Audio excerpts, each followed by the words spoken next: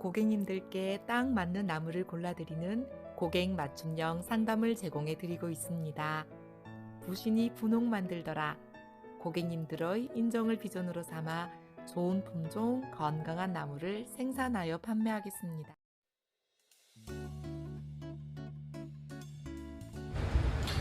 안녕하십니까, 부신농원입니다. 오늘은 사무실에서 인사드립니다. 반갑습니다. 날씨가 미친듯이 덥습니다. 오늘 날씨가 37도인데 진짜 덥습니다. 이 더운 날씨에도 저희 부신농원에서는 무더위를 이겨내면서 일할 수밖에 없습니다. 포도순을 정리해야 되고, 사과 가지나는 약을 쳐야 되고, 또 복숭아 적심을 해야 되고, 감나무 순을 따고 또 제초 작업을 해야 됩니다.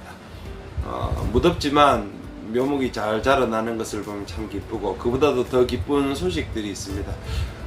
농가에서 좋은 소식들이 올라오고 있습니다. 복숭아 농사, 자두 농사, 과일 농사는 하늘이 도와야 농사가 된다는 그런 말이 있습니다. 농민이 최선을 다해서 애를 씁니다. 그러나 날씨가 도와주지 않으면은 농사를 지을 수가 없습니다. 초반에 오늘 농사가 좋았습니다. 조생종들이 농사가 좋았고, 그리고 7월 중순까지는 농사가 좀 힘들었습니다. 계속 비가 많이 와서 농사 짓기가 어렵고, 비가 계속 오면은 복숭아 낙과도 심하고 당도도 잘 올라가지 않고 품질이 뒷받침되지 않기 때문에 공판장의 경락가도 낮아집니다. 다행스럽게도 태풍이 서울 쪽으로 올라가면서 무더위가 계속되고 있고, 무더위가 계속되면서 과일의 품질들이 올라가고 있습니다. 먼저 소개해 드릴 것은 이 알프스 왕자 자두입니다. 이것은 칠곡에서 농사를 지으신 분이거든요. 칠곡에 있는 고객이 알프스 왕자 자두를 한 상자를 보내오셨습니다. 제가 자두 중에서 제일 좋아하는 자두가 이 알프스 왕자입니다. 왜냐하면은 이렇게 만져봐도 과육이 굉장히 단단하거든요. 그리고 분이 이렇게 피면서 굉장히 먹음직스럽습니다. 그리고 실제 먹어봐도 과육이 굉장히 치밀하고, 그리고 당도가 굉장히 높습니다. 그래서 깜짝 놀랄 정도의 경락가가 나오기도 하는 것이 이 알프스 왕자입니다. 먼저 과정을 한번 재보도록 하겠습니다.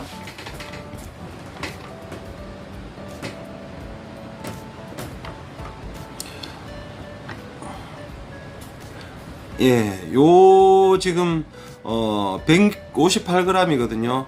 자두 중에서 굉장히 큰 편입니다. 보통 추위 자두가 이 정도 나오죠. 그래서 7월 말 정도 나오는 자두로는 매우 사이즈가 큽니다. 그리고 속을 한번 잘라 보도록 하겠습니다.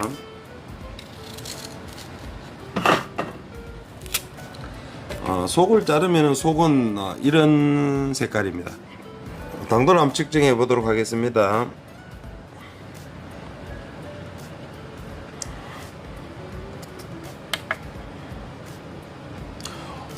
(16.8이) 나왔습니다. 계속 장마가 오고 난 다음에 수확을 했는 것임에도 불구하고 16.8이면은 명품 과일의 반열에 속합니다. 복숭아도 14브릭스 정도가 넘으면 굉장히 맛있다 그러거든요. 한번 먹어볼게요.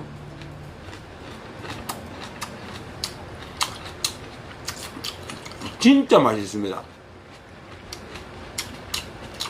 씹으면 아삭아삭 소리가 날 정도로 육질 치밀하고,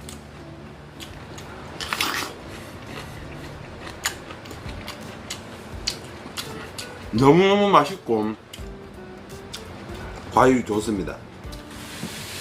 멋진 자두 중에는 제가 1등이라고 생각합니다.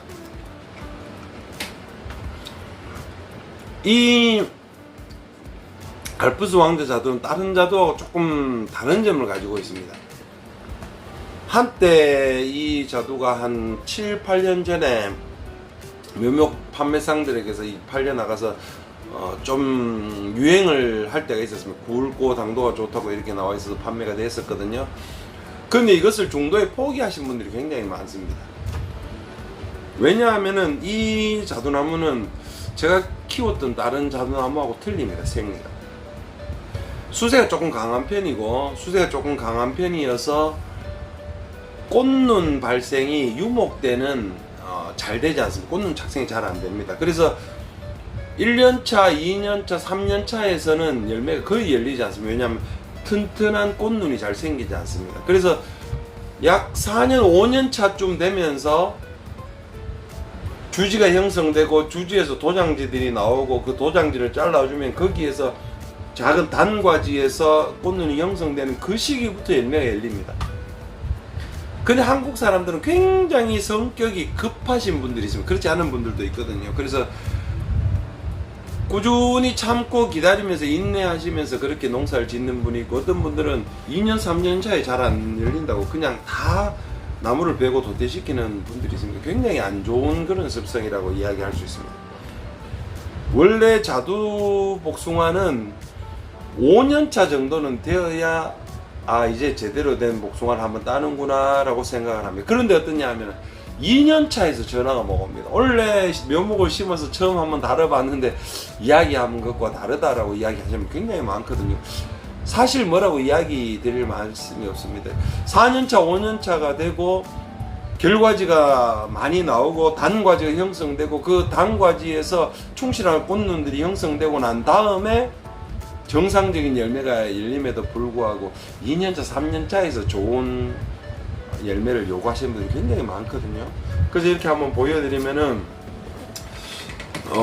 7년차 이 알프스 왕자 나무에서 수확하신 열매라 그래도 경북 칠곡에 계시고 요 품종 한 25주 정도 가지고 계시는데, 참 희한하게도 어떤 분들은 자주 약을 치는데도 잘 되지 않지만 이분은 약을 꼼꼼하게 치고 약 방지를 잘 하시는 것 같아요. 그래서 얼마의 방지를 한번 하시느냐 물어봤더니 보름 같으면 굉장히 너무 긴 편에 속하거든요. 보통 일주일에 한 번 정도는 방지를 하는데 그래도 깨끗합니다.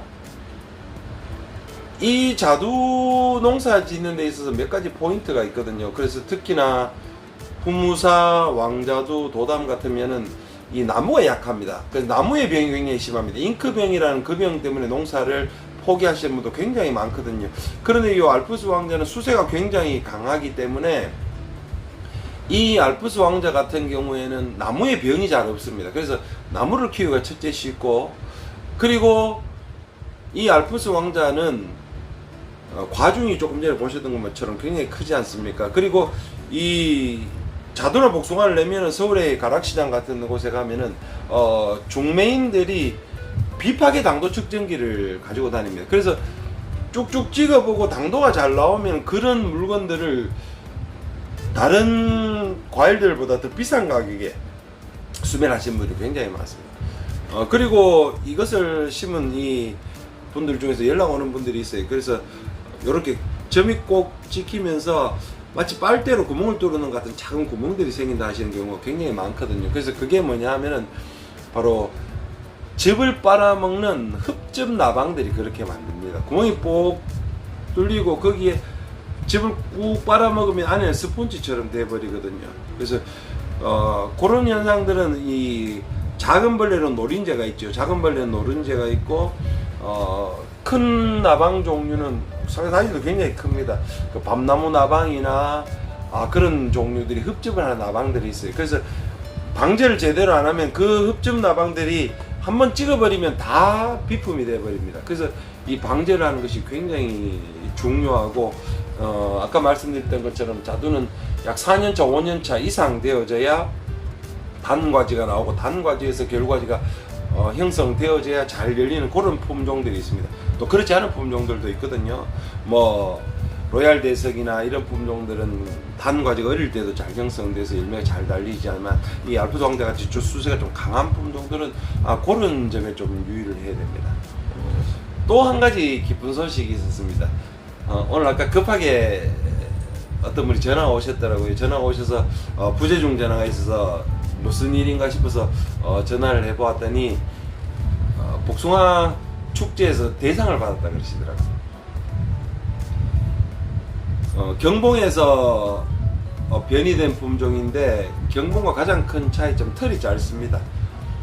경봉은 털을 이렇게 밀면 털이 많이 밀리거든요. 그런데 봉황은 털이 안 밀릴 정도로 털이 굉장히 짧습니다. 그 털이 있나 없냐 이야기할 정도가 되는 분들이 있어요. 그리고 경봉보다 착색이 더 빨리 됩니다. 더 빨리 착색이 되고 복숭아가 당도가 경봉보다 조금 더 높아요. 그래서 그 복숭아를 찾는 분들이 원래 많거든요. 그래서 원래 복숭아는 조생종이 괜찮았고 7월 중순 복숭아는 좀 어려웠고 7월 말부터 원래 복숭아가 이제 상종가를 치겠다 싶은 생각이 들더라고요. 그래서 뭐 봉황, 영수, 부흥, 도황 이 복숭아들은 지금 벌써도 전화가 많이 옵니다.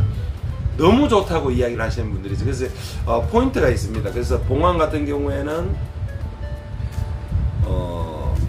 미리 굵어집니다. 미리 굵어져서 색깔이 나고 맛도 같이 들어집니다. 그런데 영수 같은 경우에 좀 다르거든요. 아까 조금 전에 전화가 한 분 오셨는데 조금 떫은 맛이 난다는 분이 있어요. 색깔은 벌써 났고 관은 엄청 굵어서 떫은 맛이 난다는 분이 있어요. 그래서 물어봅니다.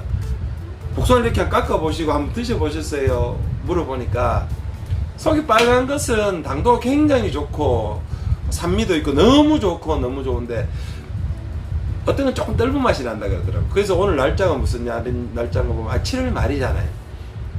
7월 27일이고 그 영수는 익는 시기가 언제냐면 8월 10일에서 12일경부터 익기 시작합니다. 먼저 굵기가 이만큼 굵어지니까 사람들이 이거 따내야 되는 거 아닌가 해서 판매를 하는 경우도 있어요. 그러나 그것은 미숫가입니다. 영수 같은 경우에는 복숭아를 이렇게 잘랐을 때 속에 이 쇠고기 마블링처럼 붉은 빛이 씨앗까지 이렇게 돕니다. 그때가 복숭아를 판매하는 시작 시기입니다. 그런데 사람들이 먼저 굵어지고 색깔이 나니까 다른 복숭아처럼 따면 되지 않겠나 생각합니다. 그런데 물러지지 않죠. 전혀 끝까지 가도 물러지지 않습니다. 그래서 원래는 봉황부터 시작해서 봉황, 영수, 부흥, 도황은 진짜 좋은 철을 맞았다. 그래서 날씨 농사인데 날씨가 굉장히 도와주는구나 하는 그런 생각을 하게 됩니다. 그래서 농사를 이렇게 잘 지으시는 분, 또 어떤 분들은 굉장히 어려운 분들도 있습니다. 그래서 어려운 부분들은 다른 분들은 왜 이렇게 좋은 자두를 생산하는데 나는 왜 그럴까? 자기 농사를 자꾸 되짚어보고 일지를 작성해 놓은 그 일지들을 돌아보면서 약이 어디에 부족했구나, 언제 이 병충해가 발생했구나 되짚어보는 부분들이 필요하고, 잘 되지 않으면 잘 농사 짓는 분들에게 배우는 것이 더 필요하거든요. 그래서 아까 봉황 이야기가 딴 데로 흘렀습니다. 그래서 봉황을 전라도 화순 지방에 심으신 분입니다. 벌써 연차가 5년 6년차쯤 됐을 거예요. 아까 말씀드렸다시피 5년 6년차 돼야 제대로 된 복숭아가 나오거든요. 그래서 전국 복숭아가 다 있지 않습니까? 그 복숭아 중에서 1등을 했다는 거예요. 그래서 이제 봉황을 대상을 받았다는 그런 사진을 보내주실 때 너무 기쁩니다. 그 묘목업을 하는 사람이 언제 가장 기쁘냐? 농가들이 그 복숭아를 가지고 좋은 품질의 과일을 생산해냈고 그것이 좋은 가격으로 판매됐다고 하면 그보다 더 기쁜 일이 없습니다. 참 더운 날씨입니다. 그러나 정말 프로 농사꾼들은 이 더운 날씨를 이겨내고 좋은 품질을 생산해냅니다. 저는 존경합니다. 여러분들도 가정에서 농사를 짓고 한 개씩 따서 먹으시는 분들도 있고 그것으로 수익을 창출해야 되는 분들이 있습니다. 정말 존경하고 정말 대단하신 분들이라 생각합니다. 정말 열심히 노력하고 저도 노력하고 우리 농가들도 노력해서 정말 최고의 수익을 거둘 수 있는 그런 한 해가 되었으면 좋겠습니다. 감사합니다.